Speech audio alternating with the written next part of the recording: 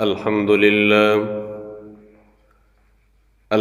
لله نحمده ونستعينه ونستغفره ونؤمن به ونتوكل عليه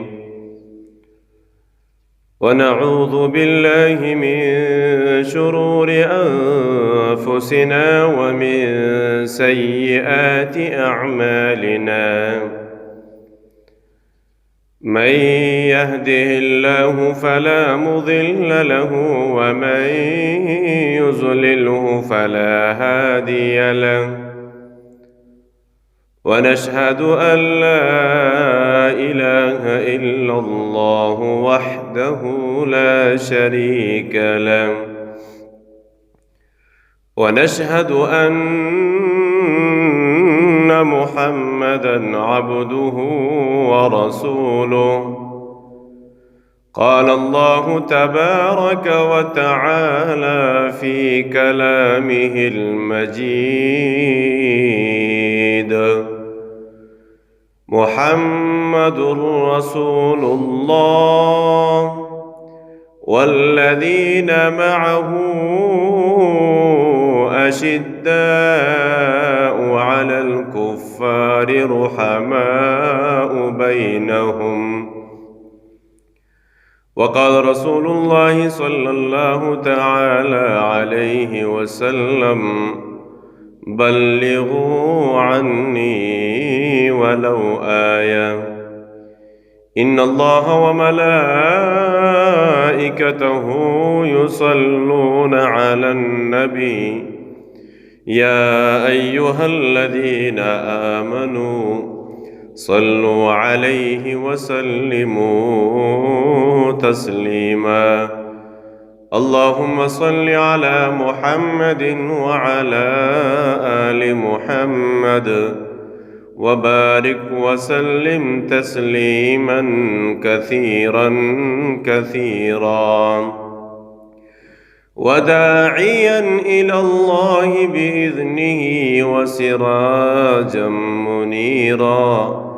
صدق الله العظيم وصدق رسوله النبي الكريم، ونحن على ذلك لمن الشاهدين والشاكرين، والحمد لله رب العالمين.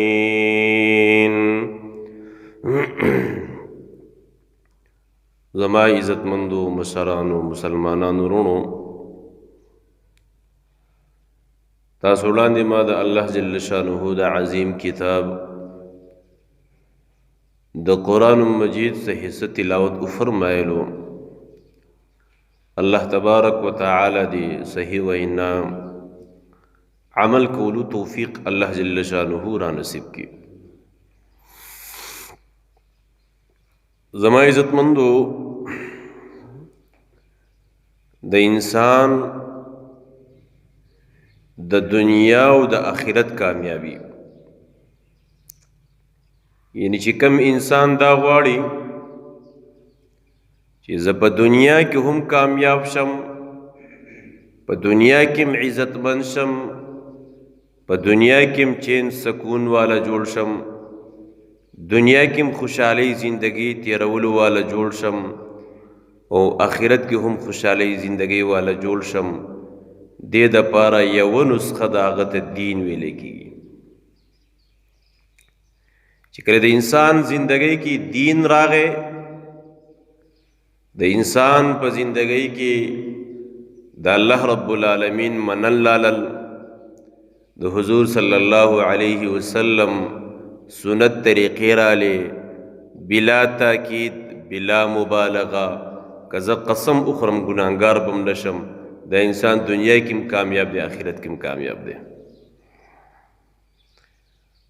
کم انسان چې دنیا کې د خپل خواهشاتو زندگی تیر کړل، د خپل نفسی خواهشاتو پسې روان شو، د شیطان خبره ومنل، د نفس تابعداري شروع کړل، نو الله فرمای یریدون ان یخرجوا من النار، دی رب العالمین جهنم کی داخل کی. چې چې کله جهنم ته داخل شي دی به اراده کوي دا به خواهش او تمنای چې زه د جهنم د اور نه واپس راوځم.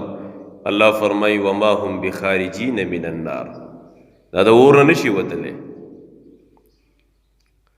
الم تکن آیاتی تتلا علیکم، الله فرمایي زما آیاتونه نو راغلي، ما دته کتاب نو درکړی، ما دته پیغمبران نو درلېږلي. هغه زما آیاتونه زما ملاقات هغه دې دروغجن وګڼو.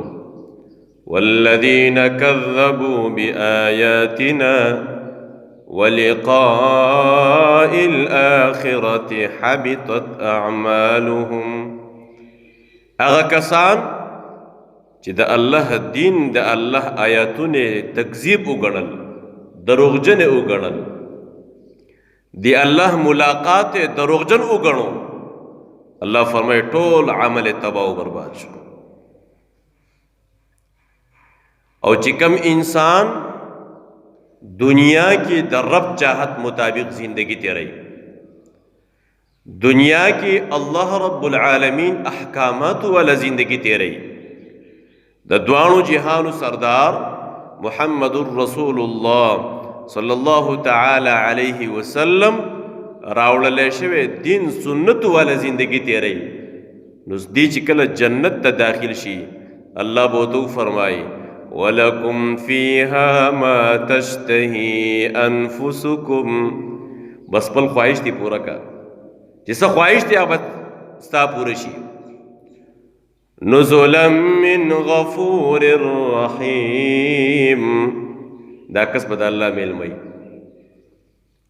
دا قسم دا رب العالمین ملمئی.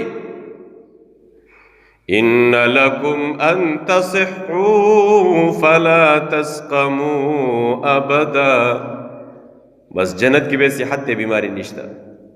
نن دا بیماری در اسم خپای ہو کنا، معمولی نہ معمولی تکلیف انسان تے سمر خپای، جنت کی بے بیماری نشتا. إن لكم أن تحيوا فلا تموتوا أبدا، بیالته زندگی د مرګ نشته، دلته مو د مرګ نه یریو که نه، هلته بیا مرګونه نشته، هلته بیا ځواني د بوډاوالې نشته، هلته خوشحالي د ټینشن نشته. والله جل شانه د انسان کامیابی دا دین کی خودی دا. صحابه کرام رضوان الله تعالی علیهم اجمعین خپل زندگی دی الله په دین باندې قربان کړل.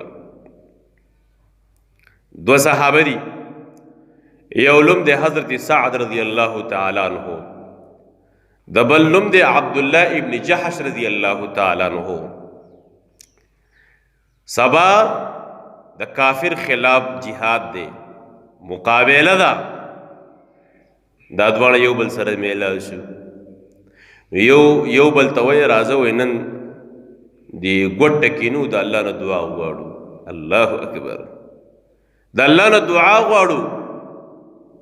نو یو وی زه به دعا کوم او ته به پې امین وې، هغه بل وی زه به چې کله دعا کوم نو ته به پې امین وې. نو دعا شروع شوله. الله اکبر. نو حضرت سعد رضی الله تعالی عنہ دعا شروع کړل، یا الله سبا د کافر خلاف مقابله ده، خدایا زما په مقابله کې داسې کس راولې چې زه په هغې باندې غالب راشم، هغه زه ختم کم.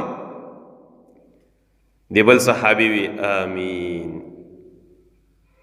وز دا بل صحابي عبدالله ابن جحش رضی اللہ تعالی عنہ دعا کوي. الله اکبر، عجیب دعا کوي، یا الله سبا زما په مقابله کې مضبوط پهلوان طاقتور راولې او ما د هغه مقابله شروع شي او هغه ما باندې غالب راشي او ما شهید کی او زما غوږونم کټ کی او زما پوزم کټ کی او زما دا جسم ټوک ټوک کی او بیا پتار کی چې کوم دی اویزان کی. نو دا بل صحابي وی آمین. الله اکبر. نو سبا چې کله میدان جهاد راغی هم دقه شانتې دعا الله قبول کړل. نو حضرت سعد رضی الله تعالی عنہ فرمایي مازیګری ټیم دی وایي چې ما مازیګری ټیم ولیدو نو د عبدالله ابن جحش رضی الله تعالی عنہ غوږونه پوزه په یو تار کې پیولې شوي وو.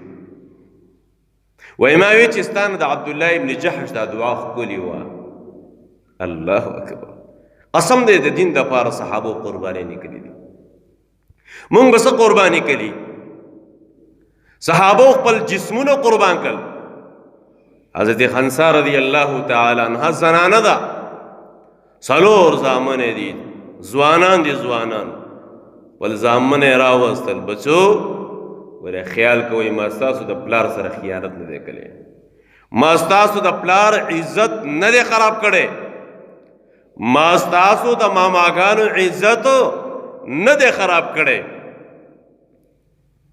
سبب وګوره د رسول الله صلی الله علیه وسلم سره ولاړې ګوره، او د نبی علیه الصلاۃ والسلام نه یو طرف ته بل طرف ته ولاړې چې څوک رسول الله ته تکلیف ورنکي. الله اکبر. او بیا هغه اشعار وای، د دې وجنه اشعار وای چې زما د بچو هغه جذبه جوړ شي، د دین د قربانۍ جذبه جوړ شي. نو څلور واړه زامن لاړل او څلور واړه زامن د رب العالمین په لار کې شهیدان شول. قسم دی آسان کار نه دی. ګورې ښه د یو بچی مرګ هم آسان کار نه دی. هغه چا نه تپوس وکړه چې چا ته خپل بچی مړ پروت دی، د هغې چا نه تپوس وکړه چې چا ته خپل بچی ځوانۍ کې شهید شوی دی.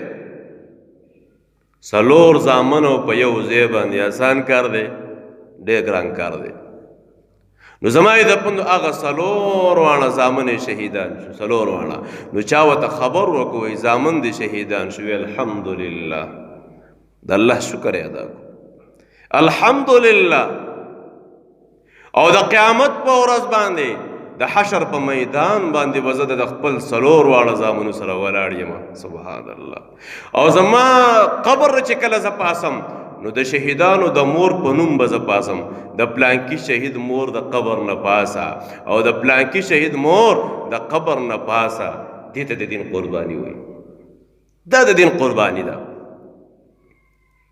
عمرو ابن جموح رضی الله تعالی عنہ صحابي دی، صحابي او خپه باندې ګډ صحابي دی، ګډ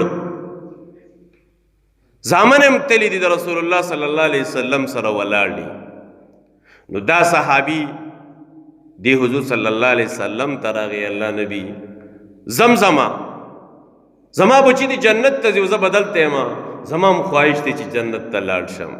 حضور صلی الله علیه وسلم ورته وفرمیل ته خو خپه باندې ګوډې معذوری وینا زه به ځمه. نو ډېر اصرار یې وکړو. نو حضور پاک صلی الله علیه وسلم ورته اجازت ورکړو. نو چې کله میدان جهاد ته ځي نو د زنانو هم ایمانی جذبې ته ګوره. نو دا زنانه خپل کور والا ته وایي زمزمه، نو دا کور والا ورته وایي زه اینم چې د میدان نه راوتښتې، زه اینم چې واپسې کې راوتښتې. نو دا خبره کول سو چې نور ایمانی جذبه سیوا شوه، نور ایمانی قوت سیوا شو. نو دعا یې وکړل اللهم لا تردنی الی اهلی، خدای دې خپل اهل ته مې مو واپس کې، ربا د خپل اهل ته مې مو واپس کې. نو زما یې د پندو لاړو، او چې کله میدان جهاد ته لاړو زما یې د پندو دا خپل زینې بار ته راوباسلې ده او په ګوډه خپه باندې لګې دی. الله اکبر.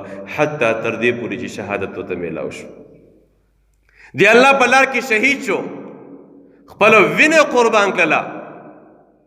نو دا زنانه به راتللې او دا خپل لاشونه مړې به یې وړله. نو د دې صحابي دا کور والا راغله چې دا خپل خاوند هم ویسمه. نو اوښې یې راوستله کېنولې او د خپل خاوند دا لاش دا پې د پاسه داسې ور واچو چې دا ویسم او جنت البقی کې دفن کما. الله اکبر. اوس اوښ چرته پاسي؟ دا زنانه ډېر زورونه وکړل چې دا اوښ پاسي، یو طرف ته او بل طرف ته زور شروع دی، خو اوښ د خپل ځای نه حرکت هم نه کوي، نه پاسي. نو زما یې زپندو دا زنانه رالل جناب محمد رسول الله صلی الله تعالی علیه وسلم ته، الله نبی زما خاوند شهید شوی دی عمرو بن جموح رضی الله تعالی عنہ او ما دی هغه لاش هغه سورلی باندې اچولې دی نو زه جنت البقیع ته وړم خدا سا دا اوخ د خپل ذهن حرکت هم نه کوي نه پاسي نو نبی علیہ السلام فرمایل وای د کور نه چې راوتو نو سه خو نو ویلي س الفاظ خو نو ویلي وای ویلیو وای دی جهاد لته نو ما ورته وی چې زه تعینم چې د میدان نه واپس راوتښتې وای دغه ټیم کې دی یو دعا وکړل خدای دې خپل اهل ته مې واپس کړي نبی علیہ السلام فرمایل وای دی اختم د الله حکم دی چې د ذهن حرکت ونه کې په دغه قضیه باندې دفن کو د احد په میدان باندې دا صحابه قرباني دي حضرت سعد رضی اللہ تعالی عنہ درنگ کمزور دے چاب وسرا روٹیم نہ خوڑلا زما عزت مندو یوزل نبی علیہ السلام تو فرمائی اللہ نبی دنیا کے خو خلق زمانہ کرکا کئی سوکرا سا روٹی تم نکینی اللہ اکبر جنت کی بم دقا حالی نبی علیہ السلام تو فرمائی سعادہ ال پلان کی صحابی را ته وینا کلی دا زما کور کیو هغه کور کیو پیغله دا او ما ته وینا کلی چې څوک مناسب سړی و نو راویلېږي چې خپل لور وته نکاح باندې ورکما ال لاشا الله اکبر حضرت سعد رضی الله تعالی عنہ لاړو دروازه وټکول سوکی دی وی انا سعد یم ولی سپس راغلی رسول الله صلی الله علیه وسلم راته ویلی دی ساسو کور کې او پیغله د نکاح د پاره راغلی ما چې ما سره نکاح وکي نو دا سعد خو په علاقه کې مشهور او درنګ نه کمزور نو سی ورته وی دو خپل مسجدن مشوره کوي مشوره نو بقول شاعر اغه زنانه سوی بابا میں تو نہ کہتی ہوں اس کالے رنگ تو دیکھ بابا میں تو یہ کہتی ہوں اس بیچنے والوں تو دیکھ بابا دے تو مگورا چدا خدا رنگ تور دے تو گورا چرا لے گلے چا دے محمد مصطفیٰ صلی اللہ تعالی علیہ وسلم دا خود دوانو جہانو سردار را لے گلے دے اللہ اکبر نو دغه خبر کولو زما عزت مندو نکای وشولا نو دے نبی علیہ السلام تراغی اللہ نبی ما سره قوز د ولیمې پیسې هم نشته او د کم د واده سازو سامان پیسې را سره هم نشته نبی علیہ السلام ورته وی حضرت علی غالبا حضرت علی رضی الله تعالی عنہ عبد الرحمن بن عوف رضی الله تعالی عنہ حضرت عثمان غنی رضی الله تعالی عنہ دې ته وایي نو دې به تاسو تعاون وکړو غالبا 200 درهم تعاون وسره وکړو 200 درهم نو دې لاړ بازار ته لاړو او بازار ته دې نیت باندې لاړو ځان سازو سامان والم الله اکبر بازار کی لگے د چې یو اعلان وشو د دوانو جهاد سردار محمد مصطفیٰ صلی الله تعالی علیہ وسلم میدانی جهاد ته لاړو الله اکبر یو کرتا आवाज وشو بل کرتا आवाज وشو نو ځان ته وی سعاده تب پکور کې د خپل بیبي سره پروتي او رسول الله دې د تور کی تاویږي تیت عشق و محبت ہوئی دا حقیقی عشق و محبت ځان د پاره توره واغستل ډاله واغستو او ځان د پاره یو حجاب واغستو صرف سترګې به ښکارې دي او لاړو د نبی علیہ السلام مخې ته ځان ورسو او د ډال په شکل کې ودرېدو زما عزت مندو نبی علیہ السلام نه پیژاندو چې دا څوک دی سترګې ښکارې نورې پته نه لګي صحابه کرام ورته هم ګوري چې دا څوک راغلی دی نو دی حادثات رضی الله تعالی عنہ دا لاس داسې پورته کو نو چې لاس یې پورته کو نو دا ځای ښکاره شو نو د دې ځای کې نبی علیہ السلام والله سعد وایي دا خو سعد دی دا خو سعد دی نبی علیہ السلام د دې ځای کې نه وپېژاندو چې دا د سعد لاس دی دې کې یو بدبخته راغی ملا باندې والو په استر راورېدو رب العالمین ورته جامع شهادت ورکړو بعض علماء لیکلی دي چې د حضرت سعد رضی الله تعالی عنہ هغه جسم رب العالمین عرش ته وخیجو او الله رب العالمین د خپل شان مطابق د حضرت سعد رضی الله تعالی عنہ په خله کې نوړی ورکړه تا خو هغه صحابي چې څوک وته خوراک ته تیار نه او چې کله دی هغه د دین د پاره دی الله د دین د سربلندۍ د پاره دی الله رب العالمین په مخ ته ځمکه باندې دین ژوندی کولو دپاره په نبی علیه الصلاة والسلام باندې د خپل جان قربانولو دپاره قرباني وکړه نو رب العالمین ورته مقام ورکړو. زما عزتمنو صحابو قربانیانې دي. دا نن چې ما ورته صحابو نومونه یادو، جناب ابو بکر صدیق رضی الله تعالی عنہ، جناب عمر فاروق رضی الله تعالی عنہ، باغو زندگی کې دین او دین او د هغې دین په وجه باندې هوایم تابع وه، د هغه دین په وجه باندې اورم تابع و، د هغه دین په وجه باندې ځمکه هم تابع وه، د هغه دین په وجه باندې دریاب هم تابع و. تو عمر رضی الله تعالی عنہ منبر باندې ناست دی، منبر باندې سو کیلومیټر کې یو لشکر لېږلی، لشکر جهاد دپاره. هغه لشکر ته پته نشته چې د غر نه اخوا یو قافله روانه ده، موږ له تکلیف راکوي. دې ځای کې نبی علیه السلام منبر باندې ناست دی، یا سائر الجبل اواز کوي. الله رب العالمین د حضرت عمر رضی الله تعالی عنہ دا اواز د هوا په ذریعه باندې د لشکر مشر ته الله آواز ورسو، لشکر مشر ته الله آواز رسوي. سو کیلومیټر کې الله آواز ورسو. هغه وایي ما باندې حضرت عمر رضی الله تعالی عنہ آواز راغی چې ګوره خوا غر سره قافله ده، بیدار اوسئ. هوا هم د هغې تابع، اور هم تابع دی. عمر رضی الله تعالی عنہ ته صحابي راغی، الله نبي مدینه منوره کې اور لګېدلی دی، یو علاقه باندې اور لګېدلی، اور داسې را روان دی. عمر رضی الله تعالی عنہ ته خپل رومیال ورکوي، دا واله او داسې ورته وړقوه. الله اکبر. صحابي زی او دا رومیال ورته صرف داسې وړقه، اور په شا باندې روان شو، اور په شا باندې روان شو. دین چې راشي اور هم تابع دی، ځمکه هم تابع ده. عمر رضی الله تعالی عنہ مدینه منوره کې دی، خلیفه دی، امیر المؤمنین دی.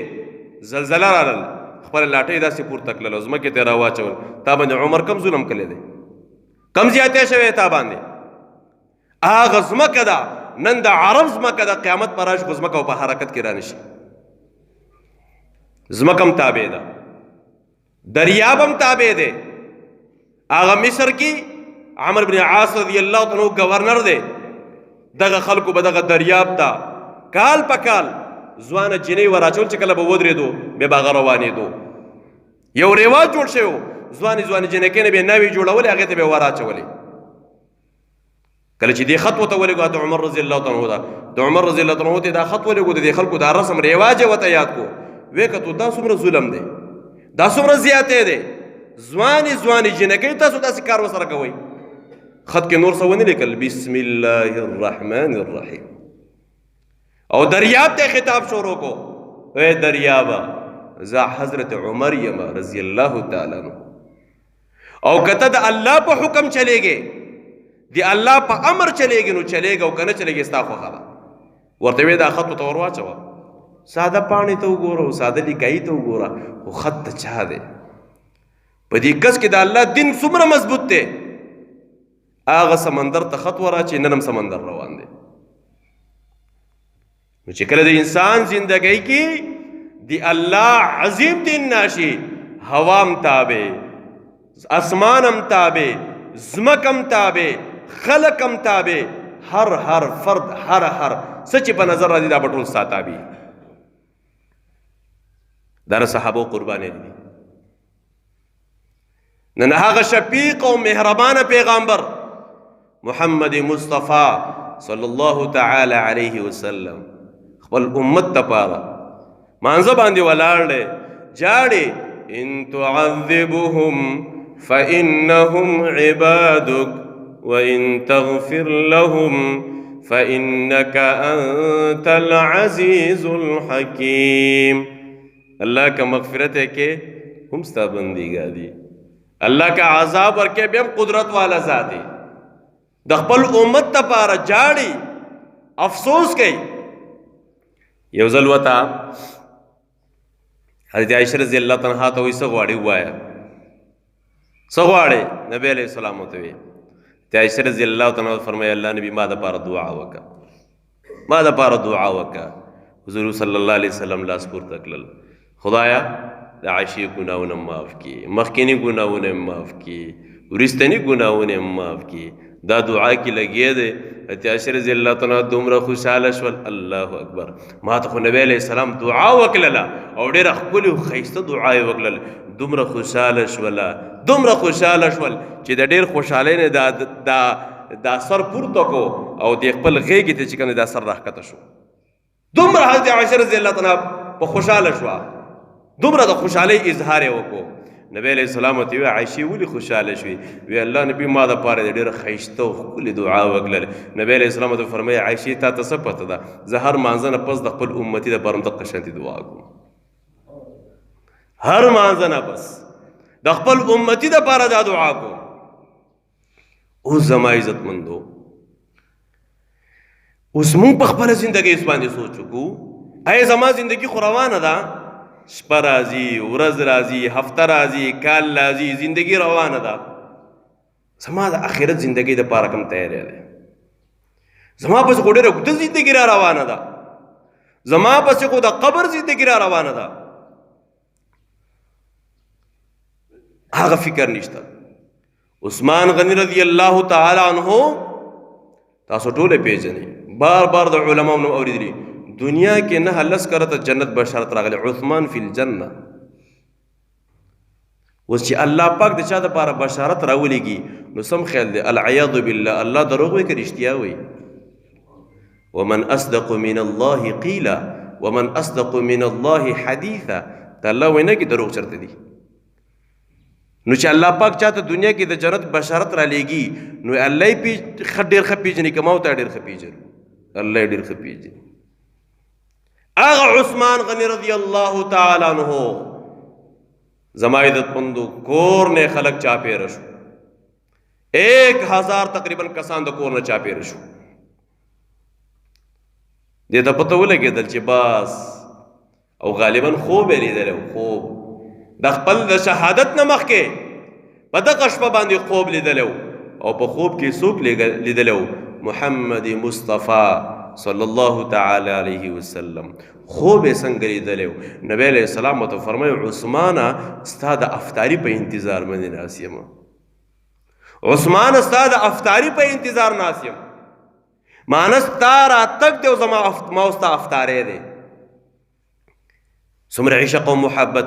یو ځل نبی علیہ السلام ته د روټۍ دعوت ورکړو، عثمان غني رضی الله عنه جی زما سره نن روټۍ ته لاړ شئ، روټۍ دعوت یې ول ورکړو. نو دا د نبی علیہ السلام پسې شاته روان دی عثمان غني رضی الله عنه او د نبی علیہ السلام یو قدم شماري، داسې ورته ګوري، یو قدم شماري، یو قدم شماري، یو قدم شماري. نو چې کله مقام ته ورسېدل غالبا حضرت علي رضی الله عنه یا ابوبکر صدیق رضی الله عنه ورته وی الله نبی عثمان نن عجیبه کار وکړو، یو عجیبه حالات مو لیدل. وایي څه کار یې وکړو؟ جي ستاسو قدمونو ته یې کتله، ستاسو قدمونو ته یې کتله. نبی علیہ السلام عثمانه ولې؟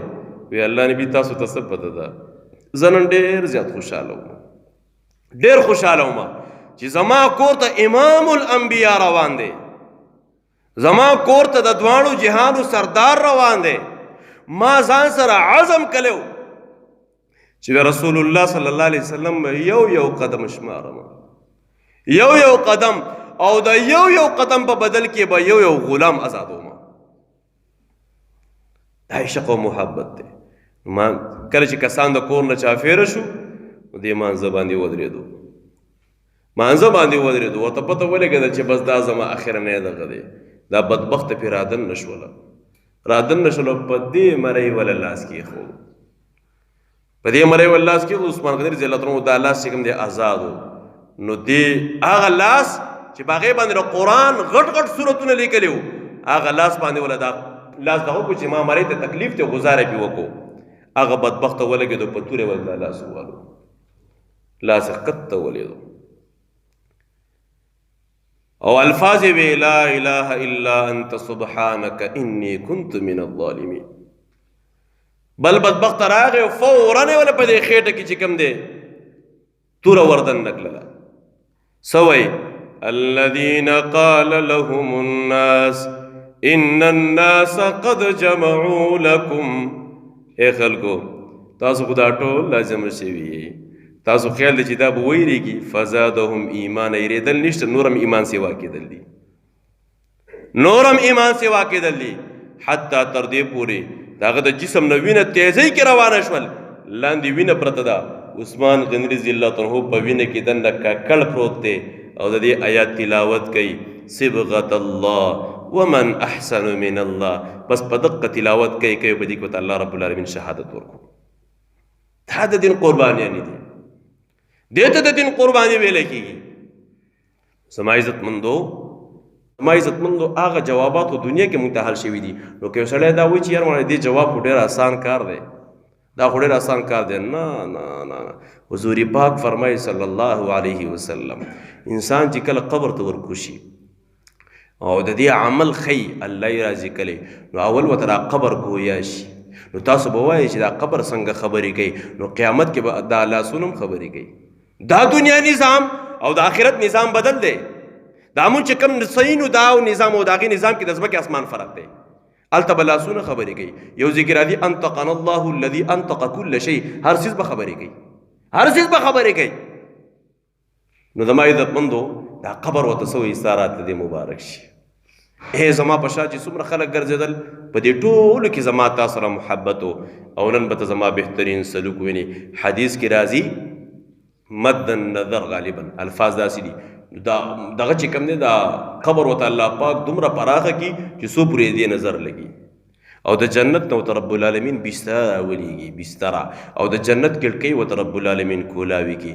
او زما عزتمندو الله دې نه کي، الله دې نه کي. که عمل دې غلط و الله دې خفه کړی و نو چې قبر ته ورکوشي فرمایي دا قبر ورته وایي ساره ته دې نه مبارک شي. زما په شا چې څومره خلک ګرځېدل په دې ټولو کې ته ماته ناپسندیده وې، ماته ناخوښه وې، نن به ته زما حالات ویني. حدیث کې راځي د فوراً عذاب قبر پې شروع شي. فرشتې ورته الله راولېږي، ناشنا مخلوق ورته وایي، سترګې به یې د وینې ډنډانې او داسې آواز به یې لکه د اسمان د ګړز غوندې کې. تپوس به دې کوي من ربک، دې باندې به دومره یره راشي، دومره پریشر به پې راشي، دومره سخته به پې راشي. دی به وایي لا ادري لا ادري لا ادري، ما ته هېڅ پته نشته چې زما رب څوک دی. تپوس کې من نبیک، پیغامبر دې څوک و؟ نو دوی خو دنیا کې د پیغامبر طریقه نه پیژندله، نه هغې والا طریقې والا زندګي تېروله. دی به وایي لا ادري، ما ته هېڅ پته نشته. اسلام دې څه دی؟ د اسلام د ارکانو خیال نه و ساتلی. دی به وایي لا ادري، ما ته پته نشته. حدیث کې راځي عذاب به شروع شي. اولنی غزار به ورکي، یو غزار سه به رب العالمین او یا الله سه په قبر کې وردن نه کي. پختۍ به داسې وردن نشي. حدیث کې راځي لکه دواړه لاسونه چې داسې یو ځای کې. او زما عزتمندو موږ ته ډېر سخت حالات مخې ته پراته دي. راځئ چې په دې دنیا کې خپل رب راضي وس الله موقع راکړي. آج چانس بھی ہے، سانس بھی ہے، کل چانس ہے، سانس ہے تو پھر چانس نہیں ہے. قیامت کی بگو ربی صاحب خود چانس پہ نہیں. دنیا دار العمل، آخرت دار الجزا. دنیا دار المحنت، آخرت دار البدلہ. دیو جبای زمای د پندو ګوره تبلیغ دا محنت چې کیږي که نه، دعوت دا محنت کیږي، دا صرف په دقه مناسبت باندې کیږي چې بھائی زمونږ زندګۍ کې د الله احکامات راشي، زمونږ زندګۍ کې د حضور صلی الله علیه وسلم سنت طریقې راشي. دغه لپاره دغه محنت دی، دغه کوشش روان دی. او الحمدلله دغه محنت الله پاک د دنیا کونې کونې ته الله ورسو.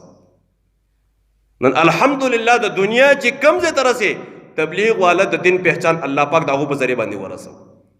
دیو جبای زمای د پندو موږ تاسو له الله زندگی را کړی دا، دا زندگی عزت پندو روانه ده. نو کم از کم د دین فکر وکړو چې یاره د دې زندګۍ نم څه وخت راوالم، څه وخت راوالم. ما خو د دنیا ټول حالات ولیدل، ما ته چین سکون میلاو نشو، پریشانی ده. راسه زندگی تی راوالم د الله په دین باندې قربان کم. د الله دین خیسته دی، ما به الله خیسته کی. د الله دین عزتمند دی، ما به الله عزتمند کی. د الله دین خوشاله دی، ما به الله خوشاله کی. دیو جبان دی عزتمندو مونږ تاسو له الله زندگی را کړی دا، مال جان الله را کړی دی چې مونږ تاسو د الله په دین باندې قربان کو. دنیا به زمونږ تاسو خیسته، آخرت به زمونږ تاسو خیسته. رب العالمین دی عمل کولو توفیق راکړي. واخر دعوانا ان الحمد لله رب العالمین. دعا وکړه الله ګناهونه معاف کړي.